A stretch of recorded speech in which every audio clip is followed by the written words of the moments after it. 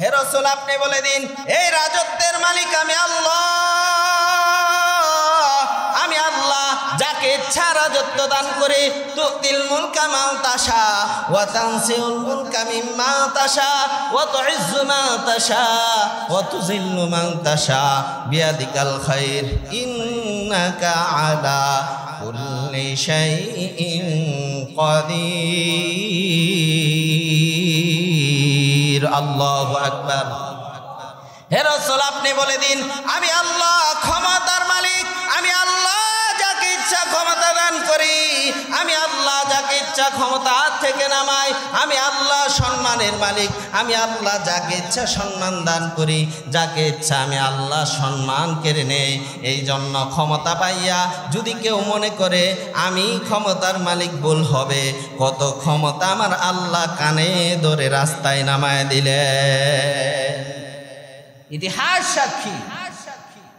যদি কেউ মনে করে আমি এখন ক্ষমতা পাইছি, সবাই ভালো মনে কইরা ক্ষমতা দিছে, আমি ক্ষমতা পাইয়া ক্ষমতার অপব্যবহার করব, অবশ্যই আমি বলবো তুমি পিছনের ইতিহাস তুমি পড়ে দেখো। যদি পিছনের ইতিহাস ভুলে যাও, আল্লাহ পাক রব্বুল আলামিন বেইজ্জতি করে তোমাকে ক্ষমতা থেকে নামাবে, ঠিক কিনা? অতএব স্মরণ রাখতে হবে 400 বছর ক্ষমতা রাজত্ব করেছিল ফেরাউন, থাকতে পারে নাই। প্রথম দিকে ভালো ভালো কাজ করেছে, যখন সমস্ত ক্ষমতার মালিক হয়ে গেছে, লাস্টে যখন ক্ষমতা এত বেশি হয়েছে তখন আমার আল্লাহকে বলে গেছে। তখন সে মনে করেছে আমার চেয়ে ক্ষমতার মালিক তো কেউ নাই। তখনই সে ভুল করেছে। যদি তখন সে এটাও না মনে করত, এমন আরো ক্ষমতা আল্লাহ তাকে দান করতেন, ঠিক কিনা? ও মুসলমান ইমানদার, আমার আল্লাহ ডাক দিয়ে বলেন ফেরাউনকে আমি আল্লাহ রাজত্ব দিয়েছিলাম, 400 বছর রাজত্ব আমি আল্লাহ দান করেছিলাম। বর্তমান যুগের জালেমও এত বড় জালেম ছিল না ফেরাউন। ফেরাউন কিন্তু রাজত্ব করত, আল্লাহর কাছে শেষ রাতে উঠে বলতো ওগো আল্লাহ, জানি আমি ক্ষমতার মালিক না। ওগো আল্লাহ, ক্ষমতার মালিক আপনি আমাকে দুনিয়াতে একটু ক্ষমতা দান করেন। আপনি যদি আমাকে ক্ষমতা না দান করেন, এই পৃথিবীর কেউ ক্ষমতা দিতে পারবে না। কিন্তু বর্তমান যুগে দেখা যায় আমাদের দেশের সরকার মনে করেছিল এই বাংলাদেশের মালিক মনে হয় আমি, বাংলাদেশের রাজত্বের মালিক আমি।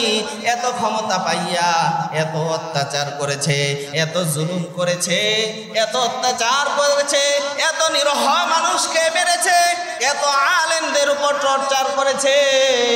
ও মুসলমান ইমানদার, ইতিহাস হয়ে থাকবে আমার আল্লাহ কোরআনে যে বলেছেন ও দুনিয়ার মানুষ, ক্ষমতা আমি দান করি। ক্ষমতা পাইয়া যদি মনে করো এই পৃথিবীর সবচেয়ে শক্তিশালী আমি অত্যাচার করব, জুলুম করব, কথা বলার কেউ নাই, ও মানুষ শুনিয়া রাখো, ক্ষমতার মালিক আমি আল্লাহ।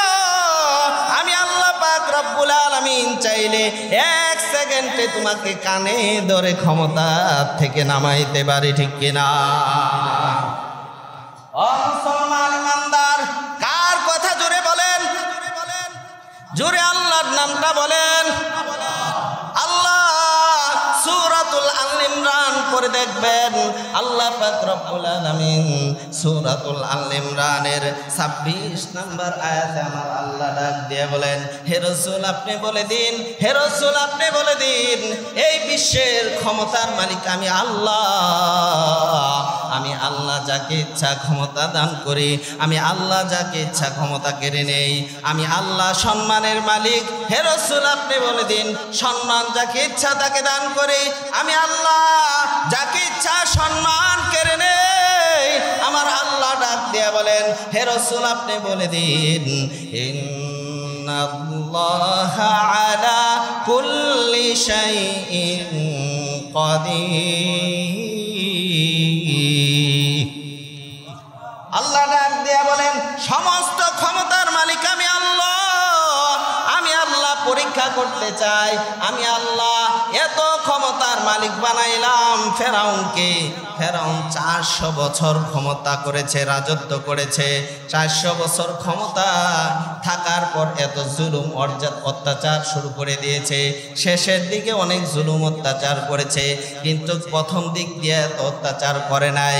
কারণ ফেরাউন এত বছর রাজত্ব করেছে, এমনিই করে নাই। ফেরাউন মানুষের গভীরে ঢুকে গিয়েছে।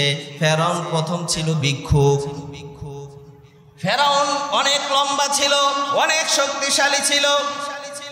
ফেরাউনের সুঠাম দেহের অধিকারী ছিল।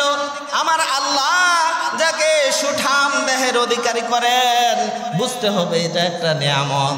যাকে আল্লাহ বেশি হায়াত দেন, এটা একটা নিয়ামত। ফেরাউন এত বুদ্ধির অধিকারী ছিল, এটাও একটা নিয়ামত। যাকে আল্লাহ বুদ্ধি দান করেছে, যাকে আল্লাহ জ্ঞান দান করেছে, এটাও একটা নিয়ামত। ফেরাউন প্রথম ভিক্ষুক ছিল, তারপরে তরমুজের ব্যবসা করেছে, তারপরে ফেরাউন গুরুস্থানের দারোয়ান হয়েছে।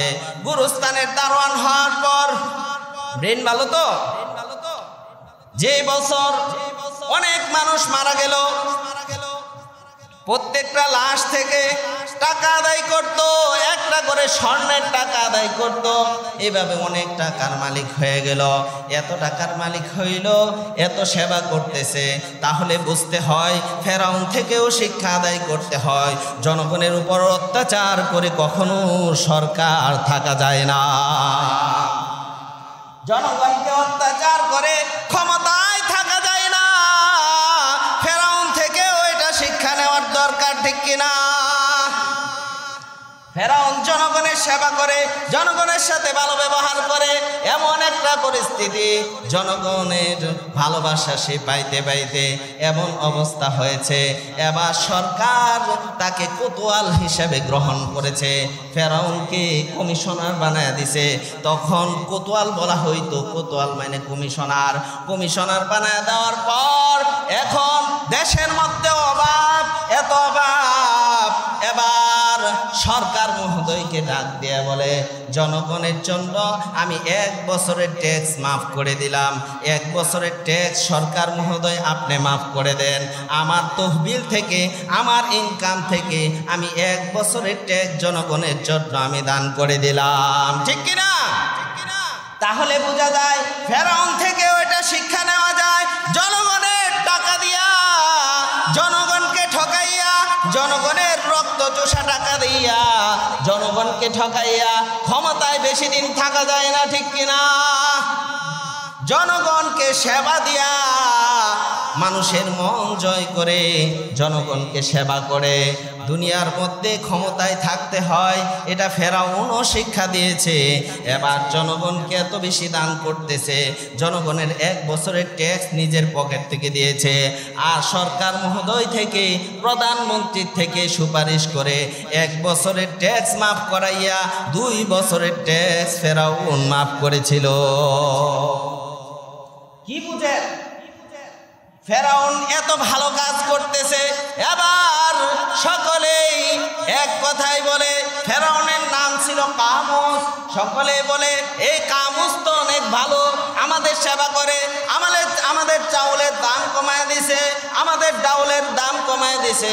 তার মানে বোঝা যায় জনগণকে অত্যাচার করে, জনগণের জিনিসের দাম বাড়াইয়া কখনোই ক্ষমতায় থাকা যায় না।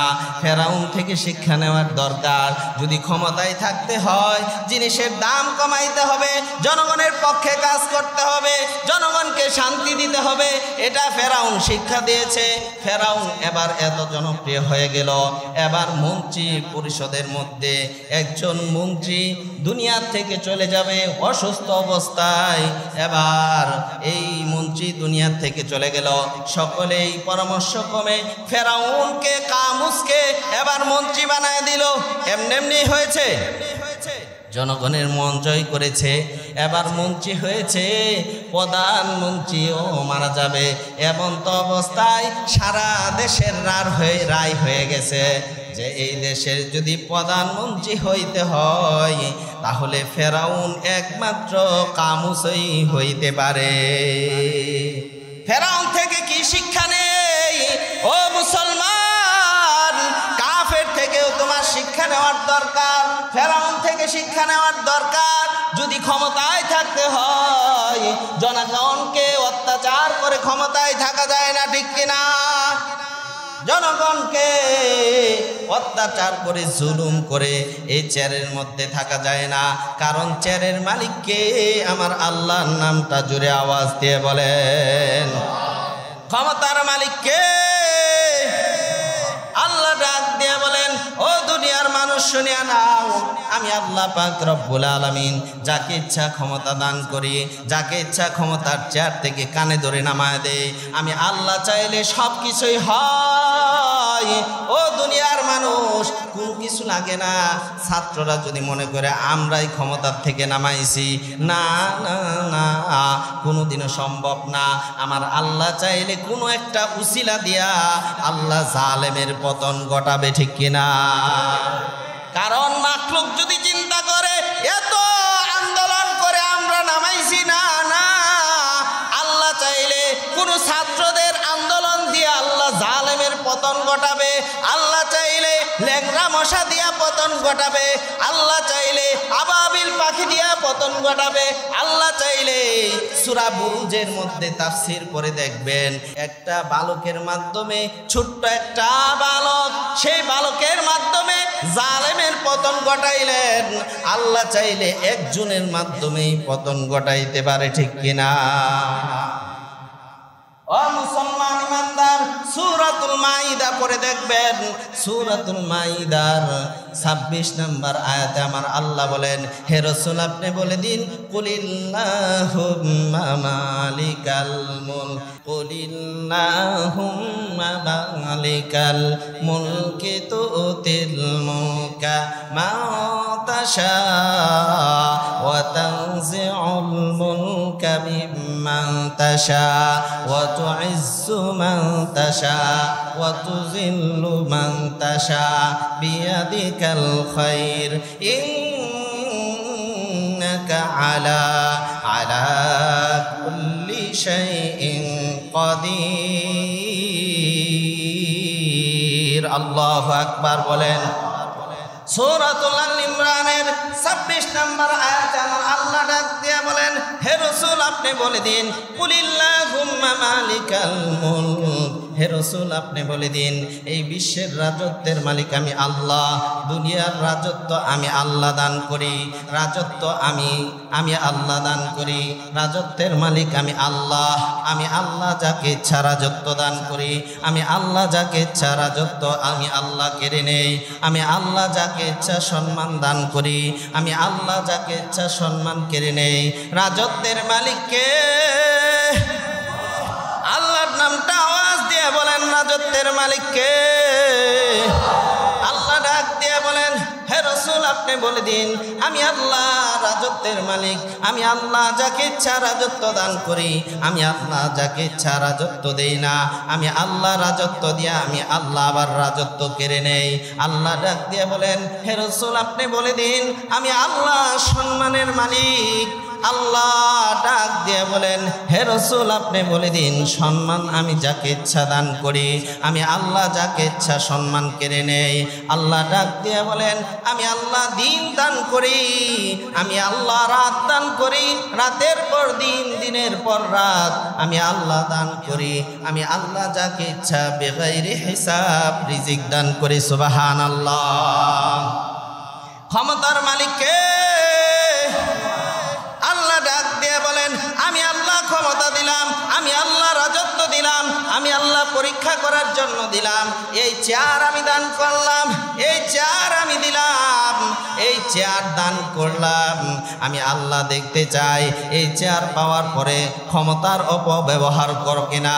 যদি ক্ষমতার অপব্যবহার করো, আমি আল্লাহ পাক রব্বুল আলামিন এই চেয়ার দান করার পরেও আমি আল্লাহ এই চেয়ারের মধ্যে থাকা অবস্থায় তোমাকে বেইজ্জতি করতে পারি, ঠিক কিনা?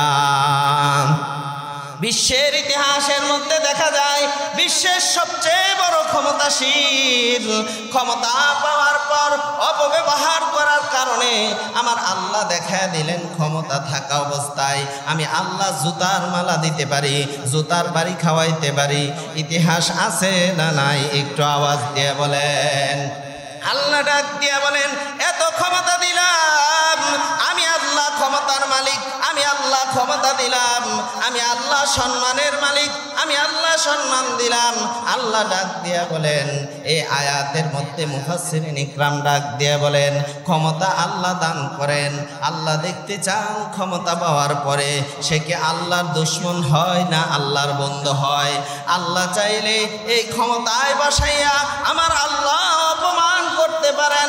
আল্লাহ পাক রব্বুল আলামিন ডাক দিয়ে বলেন আমি আল্লাহ তোমাকে পরীক্ষা করার জন্য আমি ক্ষমতা দান করলাম।